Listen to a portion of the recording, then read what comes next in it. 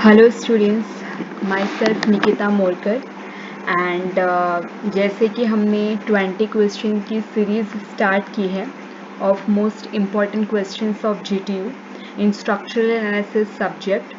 So today we are seeing the second chapter of it, that is the slope and deflection of a beam. So for that slope and deflection of beam find करने के various method है.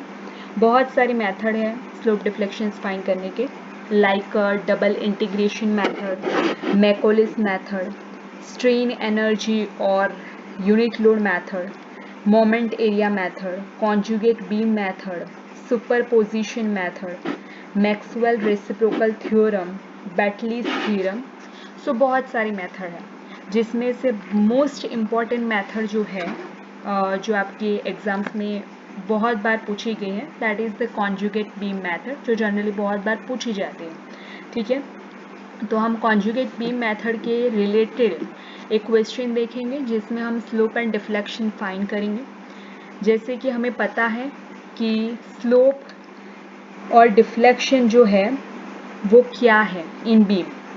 Deflection of beam, we can define it as the vertical displacement of a point on a loaded beam. And if we can say about the slope, then slope in a deflected beam is described as an angle in a radiant that is made by the tangent of the section with the origin axis of the beam. Okay, so conjugate beam से related question start करने से पहले हम लोग conjugate beam method में से related कितने important points हैं वो देख लेते हैं. So this method is suitable for the prismatic and non prismatic type of beam. Prismatic type of beam, non prismatic type of beam, वो आपको पता ही है कि प्रिज्मेटिक मीन्स के throughout the length cross section same हो तो that is known as the prismatic beam.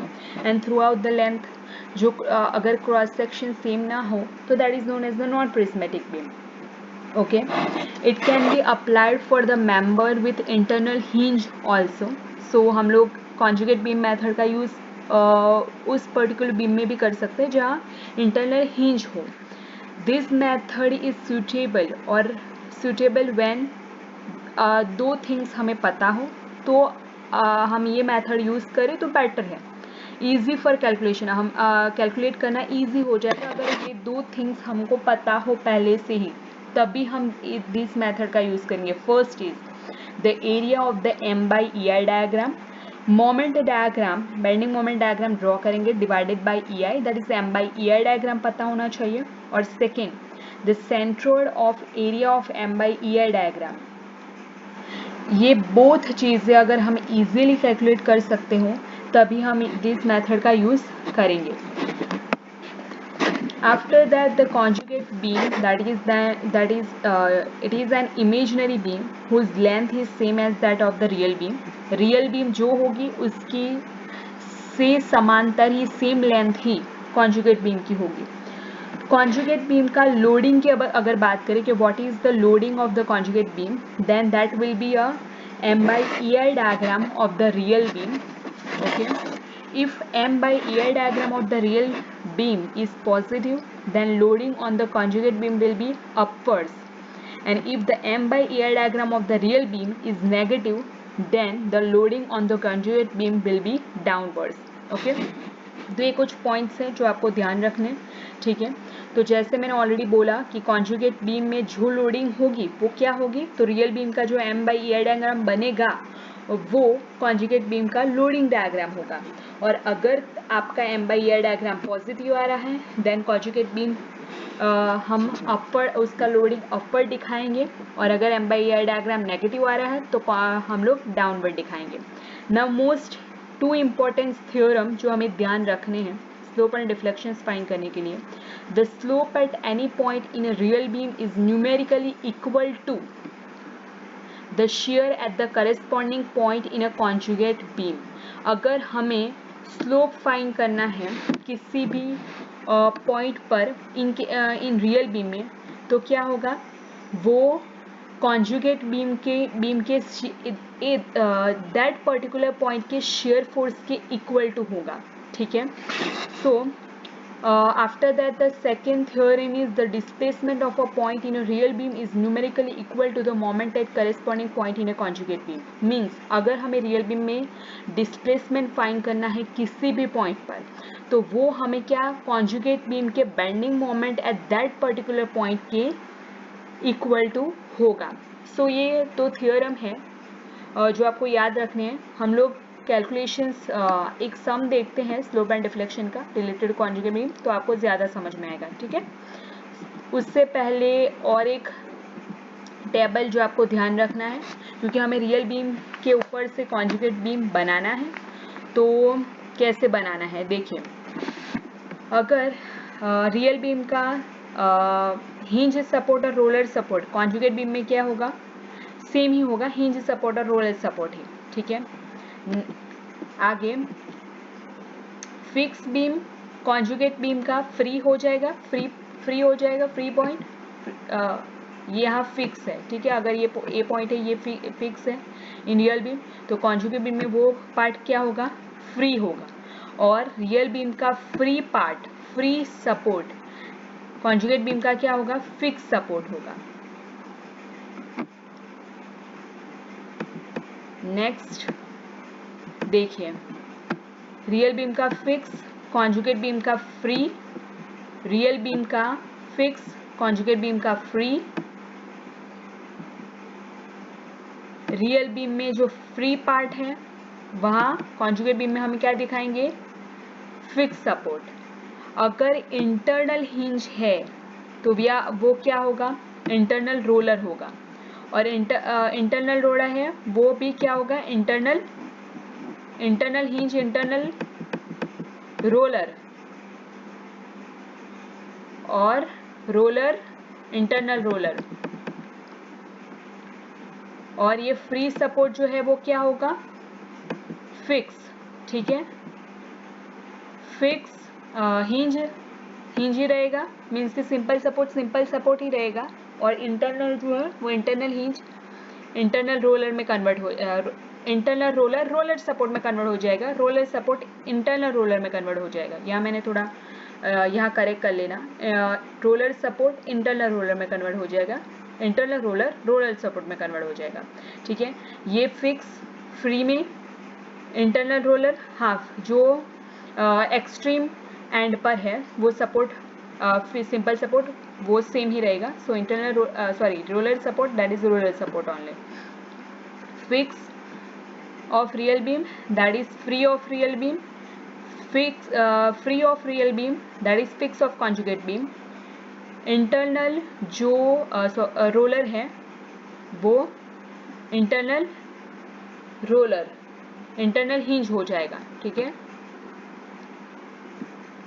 फिर सेम जैसे हमने आगे बात की, अभी आगे चलते हैं।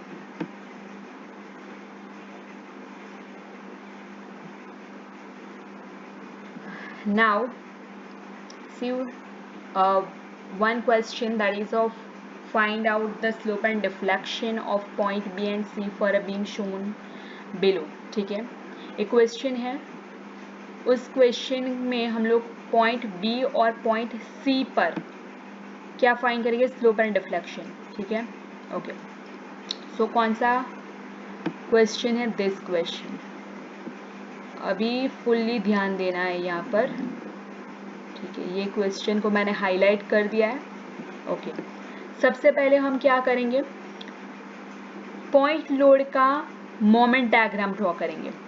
फिर हम लोग ये यूनिफॉर्मली डिस्ट्रीब्यूटेड लोड है उसका मोमेंट डायग्राम ड्रॉ करेंगे, ठीक है। तो मैंने सिंपली क्या किया है, पॉइंट लोड लेकर फिर से बीम को ड्रॉ किया है और उसका मोमेंट डायग्राम मैंने यहाँ नीचे ड्रॉ किया है, ठीक है।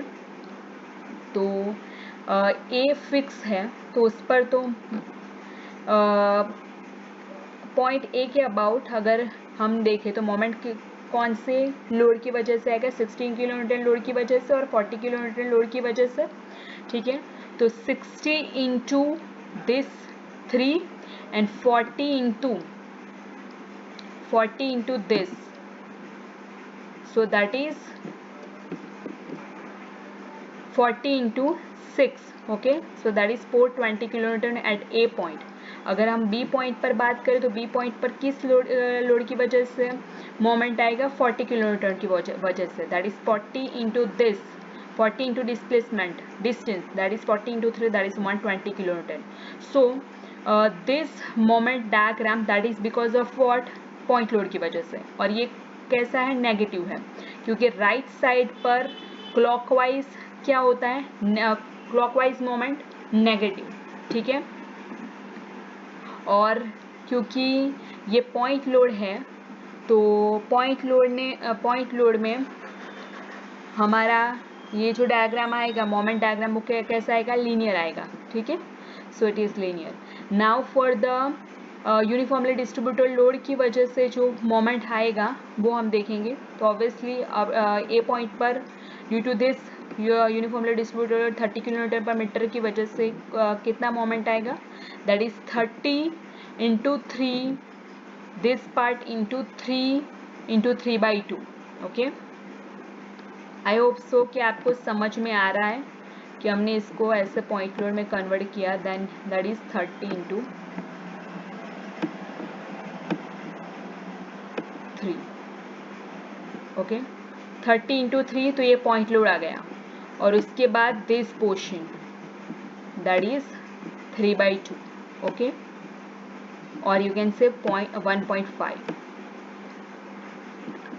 सो ए पॉइंट पर लोड क्या आएगा, मोमेंट क्या आएगा, सॉरी मोमेंट क्या आएगा, 135 kN.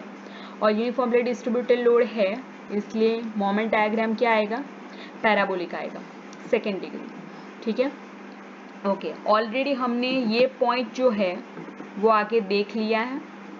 ऑलरेडी हमने सम स्टार्ट करने से पहले बात कर ली है, that is M/EI diagram of real beam. M/EI diagram of real beam, that is equal to the loading diagram of conjugate beam. Okay, so हम लोग ड्रॉ करेंगे. ऑलरेडी हमने M/EI diagram of real beam diagram of real beam draw कर दिया है. ऊपर हमने जो देखा वो मोमेंट डायग्राम था. अभी हम लोग M/EI मीन्स के मोमेंट डायग्राम को क्या करेंगे, EI के द्वारा डिवाइड करेंगे और हम लोग फाइंड करेंगे M/EI डायग्राम. ओके, सो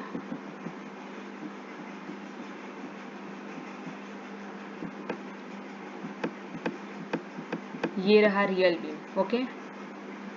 अभी ऊपर का जो M डायग्राम है उसको EI के द्वारा डिवाइड करने के बाद हमें ये डायग्राम मिला है, ठीक है. यहाँ हमें डायरेक्टली मैंने ये ड्रॉ कर दिया है as a conjugate beam. So conjugate beam, यहाँ ये कॉन्जुगेट बीम बन गया.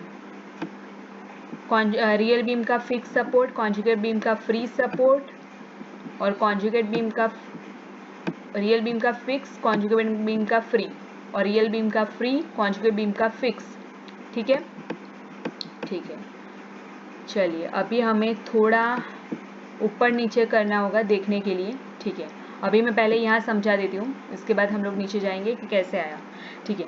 This 120 divided by M/EI diagram हम लोग ड्रॉ करें, तो ये 120 डिवाइडेड बाई, ओके, मैंने क्वेश्चन में आपको दिया नहीं है, that is 2EI, here it is 2EI,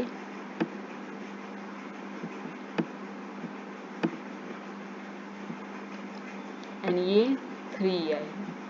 this portion AB portion is of 3EI and BC portion is of 2EI, ठीक है. ओके,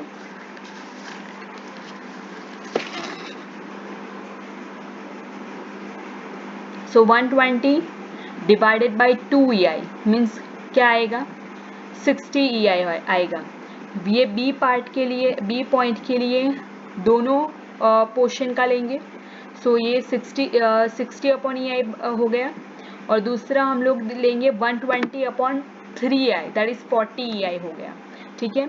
और यहाँ अगर हम देखें तो 420/3 EI, 420/3 हो गया, तो वो क्या आएगा, दैट इज 140 EI। देखिए 120/2 EI तो 60/E आया, 120/3 दैट इज 40/E आया। सो ये हो गया आपका पार्ट, ठीक है। और ये 420/3 EI that is equal to 140/EI। So total जो है वो 140/EI है, ठीक है। This portion is of 40 EI, तो अगर ये 40 EI है तो दिस पोर्शन कितना होगा, 100/EI होगा, ठीक है। और ये हमारा पॉइंट लोड की वजह से जो M/EI डायग्राम आया वो, ठीक है। और ये जो है वो हमारे यूनिफॉर्मली डिस्ट्रीब्यूटेड लोड की वजह से जो M/EI डायग्राम आया वो। सो 135 है, तो 135 डिवाइडेड बाय हमने क्या किया, due to this portion AB portion, तो AB पोर्शन का कितना है 3I, तो 135/3I that is equal to 45/EI, ठीक है। और हमने क्योंकि रियल बीम के फ्री सपोर्ट को फिक्स कर दिया है और फिक्स सपोर्ट को फ्री कर दिया है, इसलिए ये हमारा क्या बन गया, कॉन्जुगेट बीम, क्योंकि रियल बीम का जो M/EI डायग्राम आया वो कॉन्जुगेट बीम का क्या हो गया, लोडिंग डायग्राम हो गया, ठीक है। चलो अभी हम आगे जाते हैं। ओके, नाउ हमें क्या फाइंड करना था, slope and deflection at C and B point, okay. तो slope at C in real beam that is equal to shear force at C dash in conjugate beam, ठीक है। ये हमने कहाँ से लिया, थियरम से लिया कि slope in real beam that is shear force in conjugate beam के बराबर होगा, ठीक है। तो सिंपल सी बात है, हमें अगर C पॉइंट पर स्लोप फाइंड करना है तो हमें C डैश पॉइंट पर शेयर फोर्स फाइंड करना होगा कॉन्जुगेट बीम के अंदर। तो डायरेक्टली हम लोग कॉन्जुगेट बीम को देखेंगे अभी और शेयर फोर्स फाइंड करेंगे C डैश पॉइंट पर, ठीक है। और वो सारा यहाँ कैलकुलेट किया है, तो देखते हैं। चलो ओके, C डैश पॉइंट, अगर C डैश पॉइंट पर शेयर फोर्स किन किन की वजह से आएगा, दिस पोर्शन की वजह से 1, 2, 3 एंड 4, ये सारे पोर्शन की वजह से आएगा, ठीक है। तो वो क्या होगा, अगर हम फर्स्ट पोर्शन की वजह से देखें तो that is area of this loading diagram that is equal to what, shear force. ये लोडिंग डायग्राम का एरिया हमें क्या देता है, शेयर फोर्स देता है। तो डायरेक्ट हम क्या लिख सकते हैं, फॉर फर्स्ट पार्ट के लिए अगर देखें तो 1/2 इंटू 3, 1/2 ट्राइंगल का एरिया दैट इज 1/2, ये A to B जो है वो 3 है, into this portion that is 100 into EI, ठीक है। फिर ये रेक्टेंगुलर पोर्शन सेकेंड पार्ट की वजह से अगर देखें तो इसका एरिया कितना आएगा, 40/EI into this that is 3, okay. अगर ये थर्ड पार्ट की वजह से अगर देखें share force at C point that is क्या आएगा, 1/2 into this 3 into 60/EI। And अगर ये पैराबोलिक पोर्शन की वजह से हम देखें तो that is 1/3 into 3 into 45/EI, okay. ये सारा कुछ हमने यहाँ ये देखो, ये फर्स्ट पार्ट की वजह से, सेकेंड पार्ट की वजह से शेयर फोर्स एट C, ये थर्ड पार्ट की वजह से, नहीं ये फोर्थ पार्ट की वजह से। सिंपल ये कैलकुलेशन की है और फाइनल आंसर आपको मिल जाएगा दैट इज 6.75 इंटू 10⁻³ रेडियन। उसको हम लोगों ने डिग्री में कन्वर्ट किया, that is 0.387 degree, okay. Slope eight B that is share force eight B dash in conjugate beam, okay. Conjugate beam पर फिर से हम लोग चलते हैं।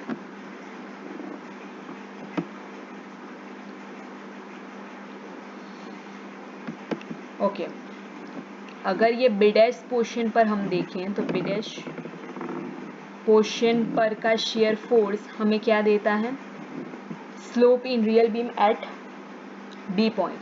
सो कौन से पोर्शन की वजह से आएगा? फर्स्ट पार्ट की वजह से, सेकेंड पार्ट की वजह से और फोर्थ पार्ट की वजह से बेडेस पर जो शेयर फोर्स आएगा वो हमें ढूंढना है। तो सिंपल फिर से एरिया ले लेंगे, ये फर्स्ट पार्ट का एरिया, सेकेंड पार्ट का एरिया एंड फोर्थ पार्ट का एरिया। थर्ड पार्ट नहीं आएगा, ठीक है, क्योंकि हम लोगों को पता है शेयर फोर्स और बेंडिंग मोमेंट की डेफिनेशन, दैट कि किसी भी सेक्शन पर अगर हमें शेयर फोर्स फाइंड करना है तो हमें राइट साइड से और लेफ्ट साइड से, दोनों में से किसी एक साइड के सारे लोड की वजह से आने वाले शेयर फोर्स का क्या करना है? सम करना है, ठीक है। राइट साइड से और लेफ्ट साइड से, दोनों में से किसी एक साइड से आने वाले शेयर फोर्स का सम हमें बी पॉइंट पर क्या देगा? शेयर फोर्स देगा, उसके राइट और लेफ्ट बी पॉइंट की, ओके। उसके बाद हम लोग देखते हैं that is of deflection. Okay, ये आप लोग अगर स्क्रीनशॉट लेना चाहे तो स्क्रीनशॉट ले लें और फिर कंपेयर करके, ऊपर नीचे का कंपेयर करके आप लिख सकते हैं।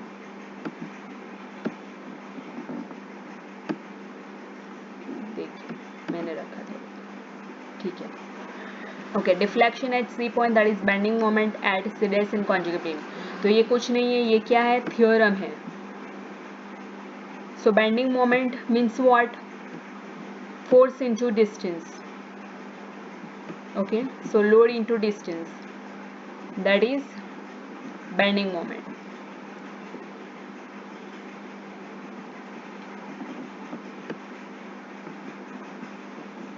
पहले आप लोग स्क्रीनशॉट ले लें, मैं फिर उस स्लाइड ऊपर करती हूँ और फिर मैं आपको समझाती हूँ कि कैसे आए, ठीक है। ये सी पॉइंट पर डिफ्लेक्शन फाइंड करेंगे और ये deflection at B in real beam that is equal to the bending moment in at B dash in the conjugate beam, ठीक है। ओके, चलो अभी हम जाते हैं ऊपर अगेन। ओके, ठीक है। अभी deflection at C that is equal to what? Load into a bending moment in C dash in case of the conjugate beams, okay. So क्या आएगा? फर्स्ट पार्ट का अगर हम बात करें तो that is 1/2 triangle area of this part, first part that is 1/2 into 100 upon EI into this that is 3, that is equal to what? About C dash है तो कितना पोर्शन लेना है? यहाँ से लेकर यहाँ तक, उसके सेंट्रोइड से लेकर सी डैश तक। सो दिस पार्ट इज 3 और ये कितना आएगा? 2/3 into 3,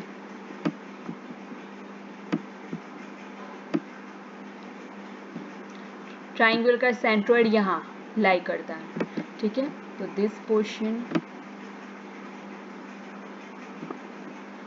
सो इतना पोर्शन 2/3 into 3 होगा, ठीक है, और 3 + 2/3 into 3।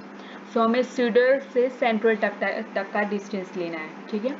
अभी सेकेंड पार्ट के लिए अगर हम देखें तो उसका एरिया क्या होगा? 40 into EI, 40 divided by EI into this 3, और उसका सेंट्रोइड जो है वो यहाँ है, ठीक है। तो उसका यहाँ सीडेस तक का डिस्टेंस क्या होगा? तो दैट इज 3 प्लस ये हाफ दैट इज 1.5, ठीक है। 3 का हाफ 1.5, सो इतना पोर्शन आएगा।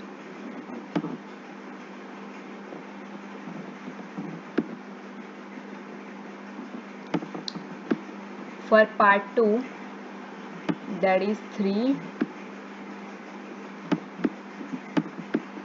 प्लस 1.5 और यू कैन से 3/2, ठीक है। अगर ये थर्ड पोर्शन की वजह से देखें तो क्या आएगा? Area of this third part that is 1/2 into 60 upon EI into 3. Okay, ये एरिया आ गया और यू कैन से लोड आ गया और ये डिस्टेंस सी डैश तक का दैट इज 2/3 मीन्स कि 2/3 इंटू 3.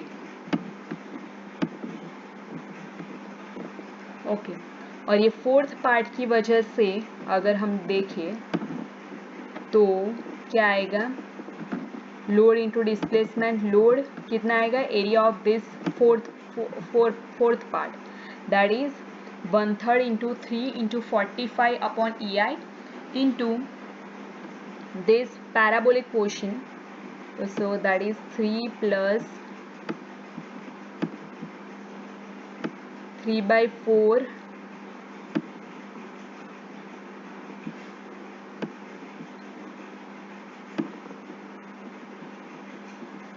into 3.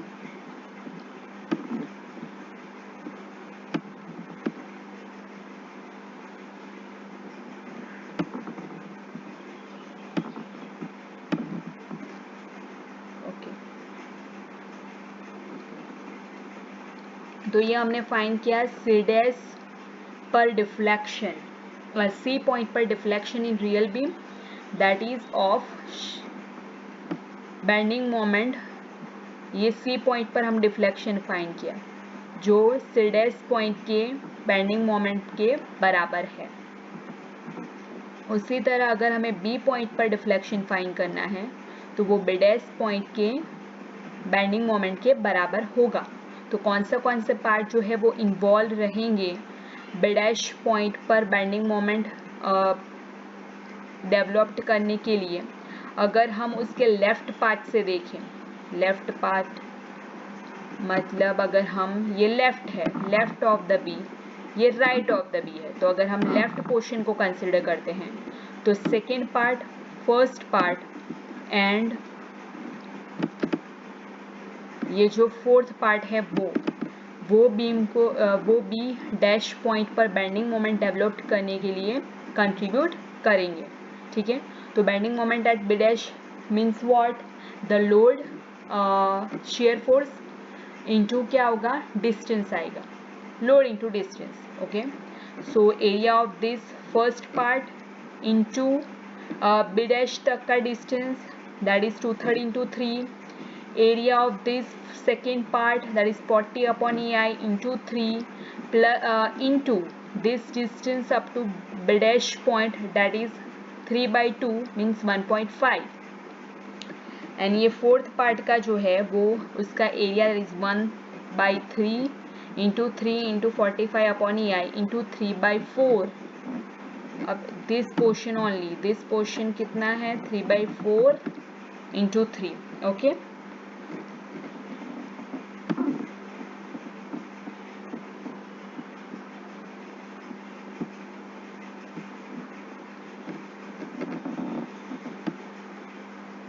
चलिए ये देखिए. ठीक है, तो मैंने अच्छे से आपको